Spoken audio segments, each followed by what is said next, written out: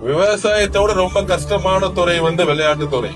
ஏன்னா ஒரு விளையாட்டு வீரன் காலைல 5 மணிக்கு எந்திரிச்சு 6 மணிக்கு கிரவுண்ட்ல இருக்கணும்.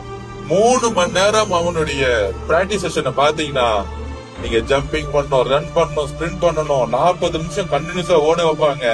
திடீர்னு மலை மேல ஏறி ஓட வைப்பாங்க, ஸ்டெப்ஸ் ஓட வைப்பாங்க. விவசாயத்தோட ரொம்ப கஷ்டமான துறை விளையாட்டு துறை.